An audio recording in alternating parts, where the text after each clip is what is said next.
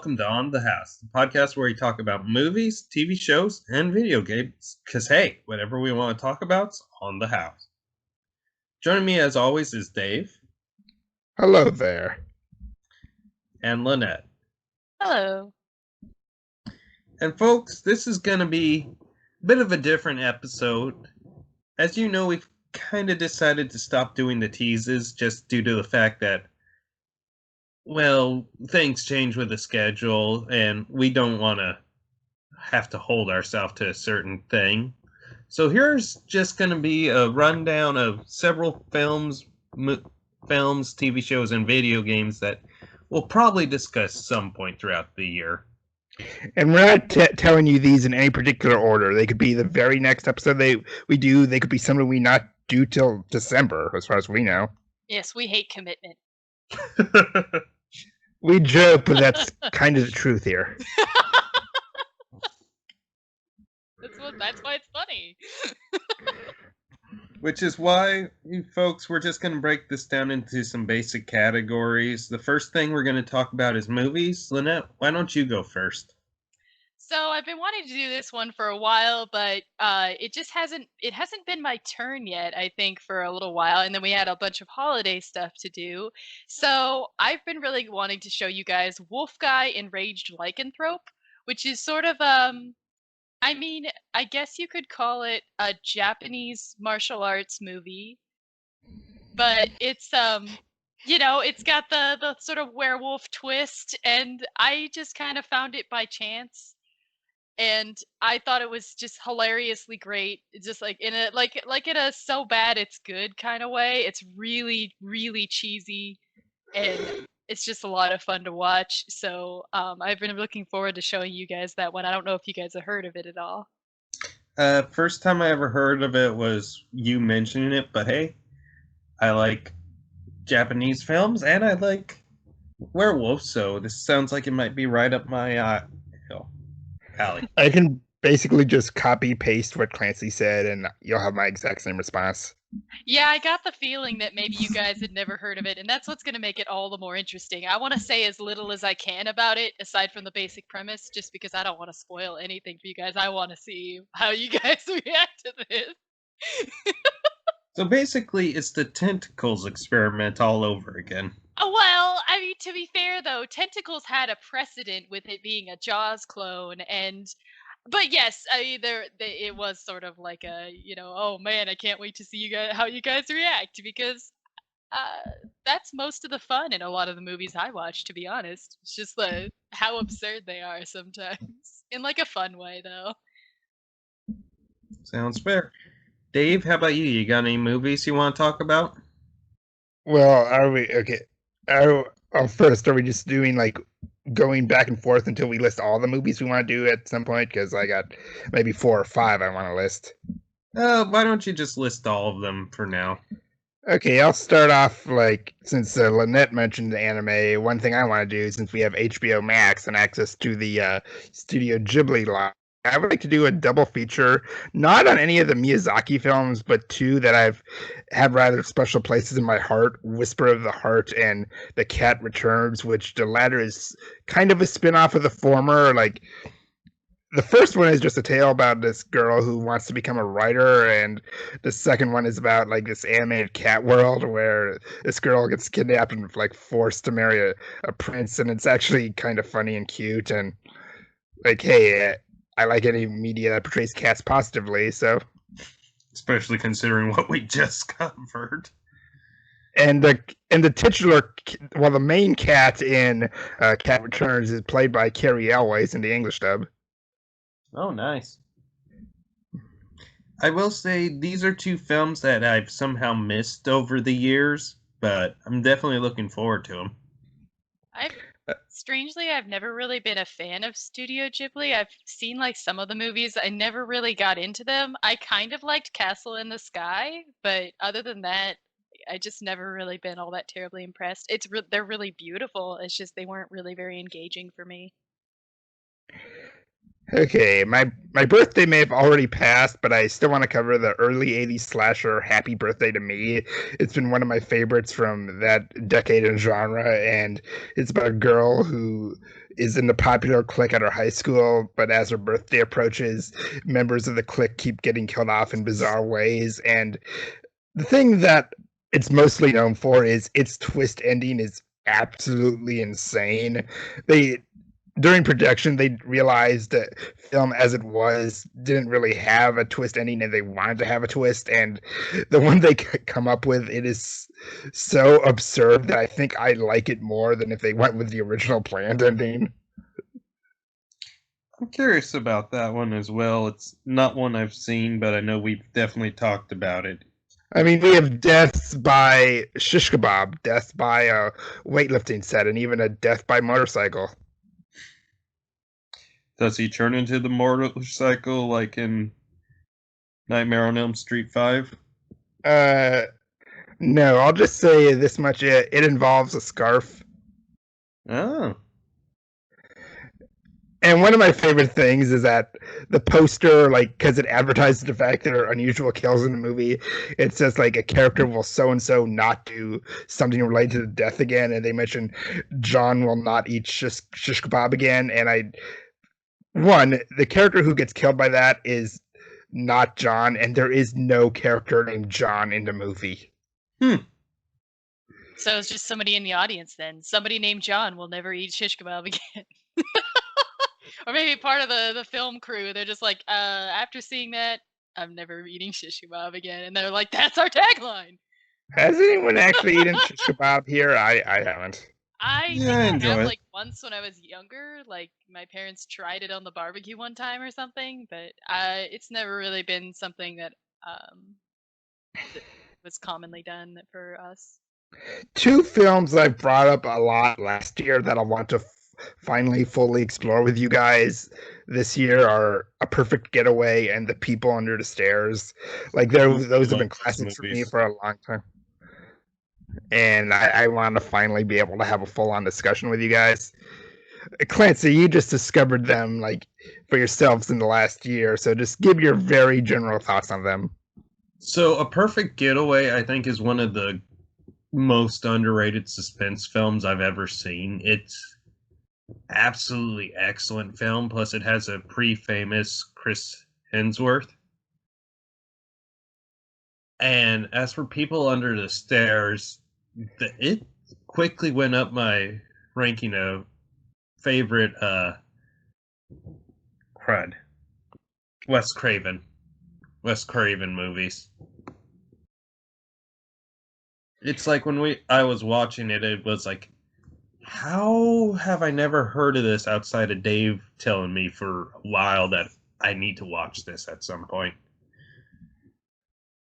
Take my recommendations. I'm always right.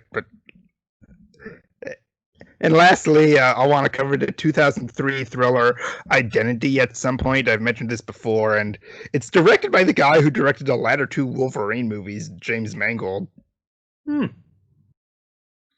It has a fairly recognizable cast, and I can't go into much without spoiling it, but I'll say, well, if you've seen the Ryan Hollinger video, he's already said it, but it's a higher concept slasher when you find out what's going on. Yeah, I'm definitely looking forward to checking all these out or revisiting them again. Lynette, are you familiar with any of these? I've never heard of him aside from him mentioning them. The Happy Birthday to Me, I actually thought that the one that came out a few years ago was the original. I didn't realize that it was a remake. So before he mentioned it, I had no idea. What? If you're thinking of Happy Death Day, that's a completely separate thing. Oh, Happy Death Day. Never mind. Okay, so I have no idea. Like, just ignore me. But yeah, basically, I've never heard of these movies, and we've already discussed the fact that like I'm not super into slashers, but maybe this time we'll find one I like. Good deal. As for me, there's a couple films I definitely want to cover. One is actually a request by one of our listeners. We've been asked to take a look at First Blood, which, if you're familiar with the Rambo franchise from its sequels, which more so are known as the Tone of Rambo, this is a very different, very serious movie. I think there's only one kill throughout the entire thing. It's really sad. Hmm? It's really sad. Yes, it is.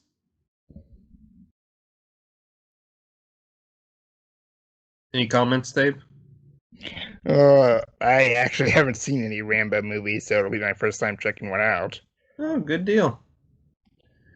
I think It- First Blood was the first Rambo movie I saw. I think when my family like got the collection or something, and then we watched them all in order, and it was just after the first one I was like, all right, I'm done. This is too damn sad. Well, I will say it's probably the most prominent example of a series where they didn't settle on a series title until like the sequels. Yeah, definitely. I mean, it's sort of like how later releases of Raiders of the Lost Ark added the Indiana Jones and on the cover. Yep, definitely. Or how Star Wars was originally just called Star Wars. They didn't add the New Hope until a while after. As for other films I want to check out, I want to take a visit at one of my favorite Jim Henson films, The Labyrinth. I know Dave has definitely seen it, and Lynette, from my understanding, you're not really a fan of this movie. I actually just watched it this last year with some friends from work. It came over like actually I went over drinking with my girlfriends, and we watched Labyrinth, and I don't know, it wasn't really my type of movie, I guess. Yeah, fair It was enough. fun getting drunk though. It's always fun getting drunk. Don't No, drink that's and not drive, true. people. Sometimes it's a huge bummer. Call a lift. Huh?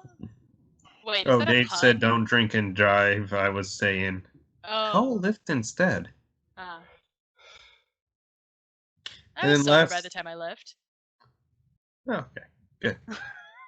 And finally, the last film I want us to take a look at is the original Alien. Yeah, I love that movie. Have you seen that one, Dave? Still actually been meaning to see that. Oh, What? well, we'll have a That's couple. like, I mean, that's like it's like a slasher in outer space. It's totally up your alley. Yeah, definitely true. Well, I just like how the sequel was I think maybe the first movie that where it started a trend of a sequel titles just being the original but plural.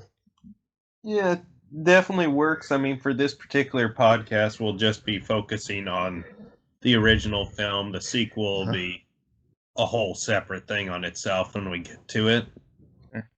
Just because there's so much to talk about the first two films. Because there are only two films. There's so much to talk about with any one of the films, to be honest. There's a lot to unpack. Yeah, it's like I'm not a fan of 3 at all. Me neither. I But don't like the behind the scenes stuff is so fascinating. Like that could be a whole documentary upon itself. I mean, sort of like how they did a documentary on that canceled Nicolas Cage Superman. I want a documentary on that canceled Tobey Maguire Spider-Man 4. Oh yeah, for Because sure. the ideas they had for that sounded like, what is wrong with you? I mean, it was kind of what is wrong with you in Spider-Man 3, wasn't it? Yes, but we know what happened there. The studio demanded Venom, and the director Sam Raimi did not like Venom at all, so tried to use him as little as possible. Oh my word! He didn't like Venom at all. That explains a lot. I mean, you can look at Topher Grace's casting as an example of spite casting. Actually, there is a precedent for his casting where they were basing it more on the alternate version. I mean, when I was a kid, though, I really liked that version of Venom. Just because he was so like edgy, and at the time, it didn't really occur to me how cringy that was. I mean, like, when I saw the first two movies, because I knew how, like, Goblin and Doc Ock were Spider-Man's main villains, like, I was naturally assuming just by that logic it was going to be Venom for the third. Yeah, I think everyone assumed that. The thing that made me the most mad actually wasn't Venom though. It was, or even like, the whole dark Spider-Man thing. What made me the most mad about Spider-Man 3 when I was a kid was how they screwed up Sandman so bad, because I really liked Sandman and I really liked his character, and I was like really pissed off that they just totally redid him, and I was mad about that. Not a fan of the whole sick kid angle, Well, it's just like, or well, the fact that one he of the shot things that Uncle was Ben. really one of the things that annoys me most about a lot of these is these redone villains, and like this was the same thing that pissed me off about the redone Electro in the Andrew Garfield Spider-Man series, is that the fact that they took a character whose whose basic motivation is, hey, I have superpowers now, I can make money with this. And instead, they tried to make it into this convoluted, overly sympathetic nonsense. And it's like, first of all, you didn't even do it right. And second of all, can't villains just have a simple, I want money motivation anymore? Do we need to make them some sort of emotional or emotionally significant character? Like, it's not an impossibility for somebody to be like, wow, I have powers now. I can make money with this. Like, that is an actual like reaction that a lot of people would have. In fact, that was Peter Parker's first reaction when he had powers, was I can make money with this. So it's like, why is it so absurd to think that a hero doesn't needs anything more than just a simple motivation like that? Like, there's Well, I no think reason it's for not them so to have. much that Motivation for it's not so much they have to like add a sympathetic angle, but I just think like with big blockbusters and all special effects, like just wanting money, like you can have it be like pure evil, but you just need something more. Well, no, but it's not Like about it if they just just being. want money, that's just a thug they would fight for the opening scene. Like Well, yeah, but that's why it's significant. Is that like, it's more than that. It's because, yeah, they just want money. They're like a common thug, but they have powers. So mhm. it's like, I just hate that if they make an over convoluted, motivation for these supervillains. Like, not all supervillains need to have this overly convoluted motivation or complicated past. Sometimes supervillains are just people who happen to be not really, stand up people in the first place, and they got powers. Like Electro was just kind of like, he was an electrician, but he was kind of a slacker. He didn't really care much about his work or the quality of his work, and that's how he got the powers. And he was like, hey, fuck it, I don't want to do my job. I want to be lazy. I'm gonna use these powers to get money. And it's just like, yeah, it makes sense. That's pretty straightforward. But instead, they had to go with this weird, convoluted slash fic bullshit in the movie. And it's like, why would you do that? Why on earth would you ruin that character? Electro was already cool.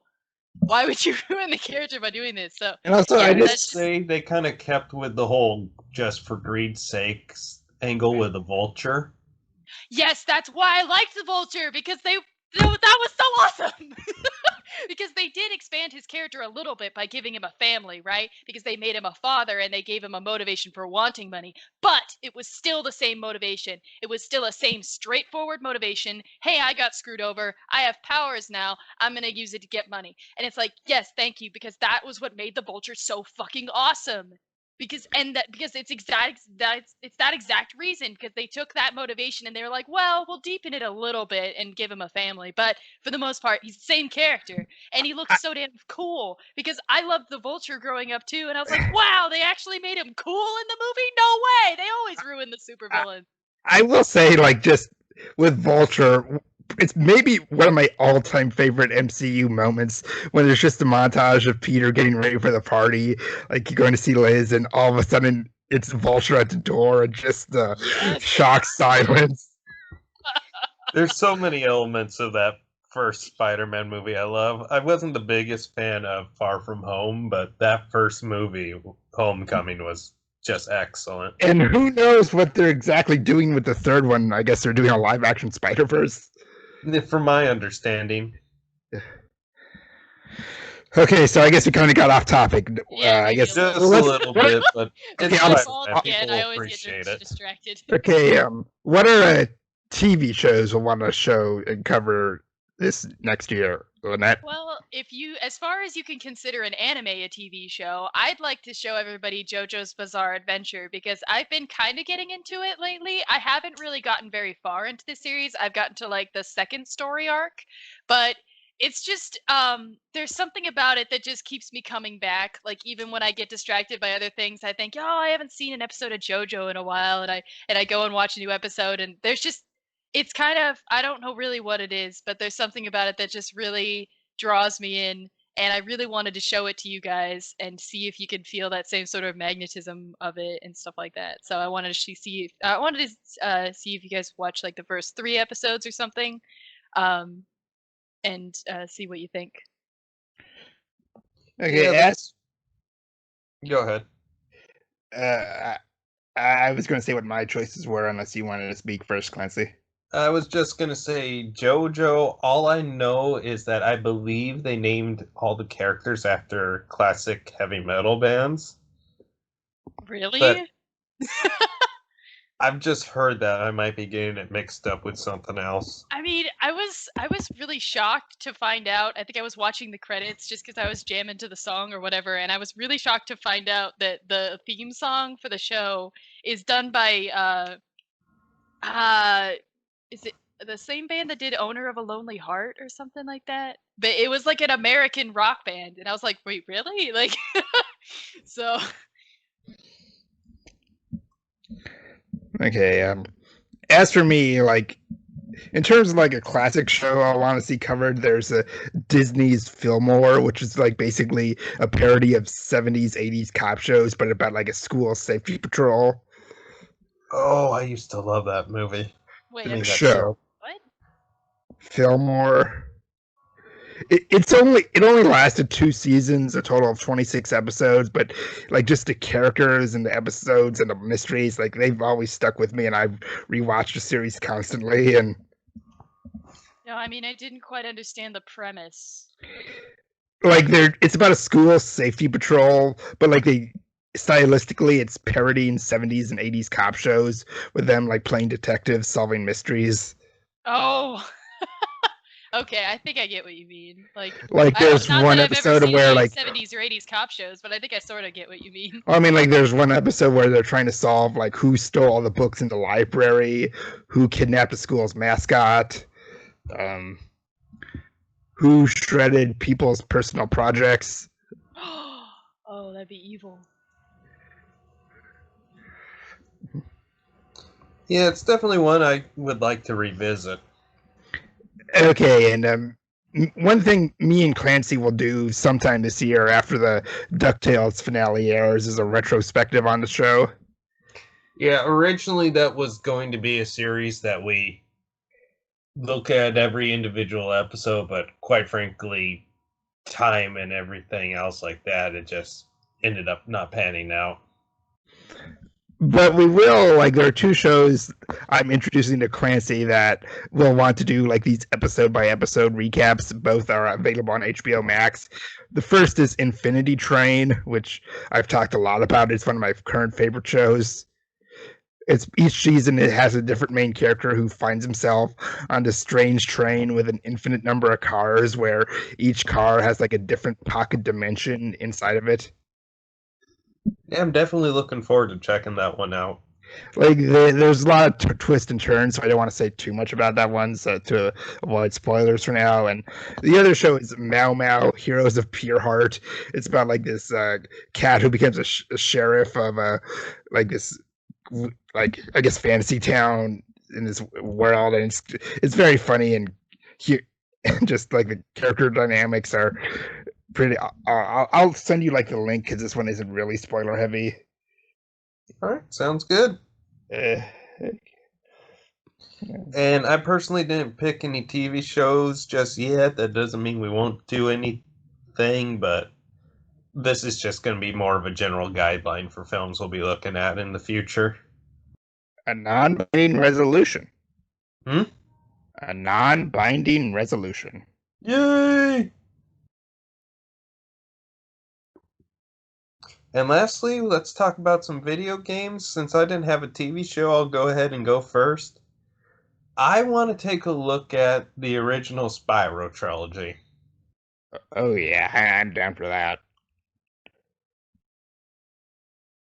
I mean, I'm gonna have to look up a Let's Play or something because the only Spyro game I ever got to play was Enter the Dragon, and from what I've heard, that's like the worst Spyro game or something. So, You mean Enter the or Enter the Dragonfly? Dragonfly, yeah, that one. Yeah, that game broke my heart as a little kid.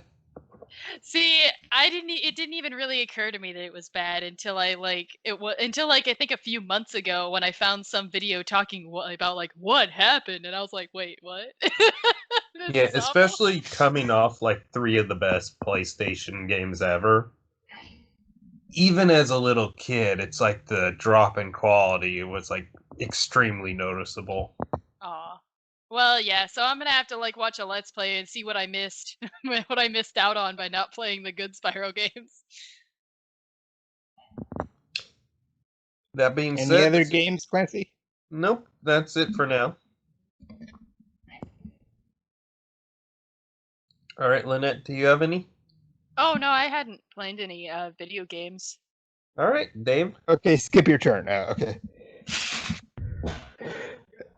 Okay, one thing I want to do that I've talked about before is I want to do an episode on Muppet Race Mania. It was a Muppet Mario Kart clone that I was so addicted to as a kid. Like it holds up like shockingly well for me.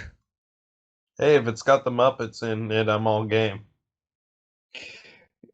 I mean, it's probably like one of the few times like after the 80s that they actually acknowledged Fraggle Rock. Like it was one of the bonus levels you could unlock, and all the levels were based on the 6 movies that were released up to that time. Yeah, I haven't played it myself, but I'm wanting to try to track down a copy so that I can definitely experience it. Now, I've been wanting.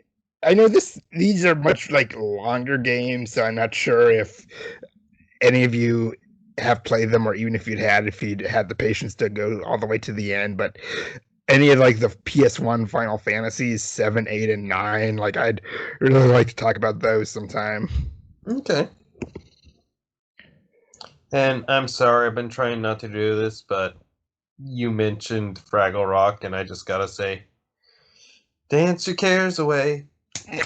Worries Worries for for another day. another day. Let the music play. Down a Fraggle Rock. Sorry, Yeah, I I'm don't know what y'all are required to talking do about. that I every grew up with time. Timmy the Tooth, so I never. I don't Well, know. you know, that used to like when I was a real little kid, that used to just scare me. What, Timmy the Tooth? Well, just like the villains in that, like I don't even know. Like, I tried watching it like a little bit, like when I was a little older. I tried watching it and I was absolutely mortified. But when I was a little kid, I just loved it. I have no idea why. I'm not even familiar with it, so. Oh, just look up Timmy the Tooth. and Lord, also Spirit, It's not soul. even like about dentistry or anything. The main character is just a tooth for no reason. and I've mentioned this to you before, Clancy, and I think you even said you wanted to check it out on my recommendation. But there's a series of like 2.5D platformer games called Klonoa that I absolutely love, and if we got the chance to talk about it, I think it would make for a great episode. Sounds good. Also, I googled Timmy the Tooth, and it's staring into my soul. You better brush. Brush your teeth. Well, that being said, has anyone got anything they thought of while covering this? Well, until like we get to a point where new releases can become a thing again, I also do want to do episodes on Tenet and Freaky at some point.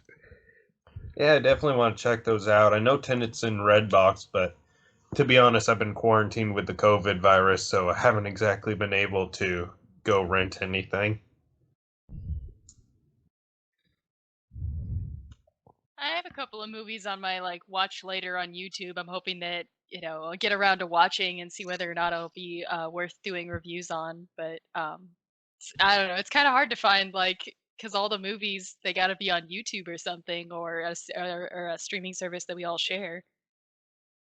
Yeah, but we'll definitely figure some ways out to watch some of these films. And Well, we got at least me and Clancy have both Netflix and HBO Max now. Okay, so I can look on like Netflix and stuff. Yep. But with that being said, folks, we want to thank you for joining us. Dave, thank you for being a part of this. No problem. And just remember, this is non-binding, so don't think any of these episodes will be the next one we do. And Jeez, dude, I but think we get it, and you don't want a ring put on you. Gosh. you're no fun. Ah, what do you? I'm no fun. Just because I want a little commitment in my life. Why can't I have any expectations? Clearly, she's the newlywed of the group. Oh yeah. And Lynette, thank you for joining us as well. Of course. Even if you're using that dirty word commitment.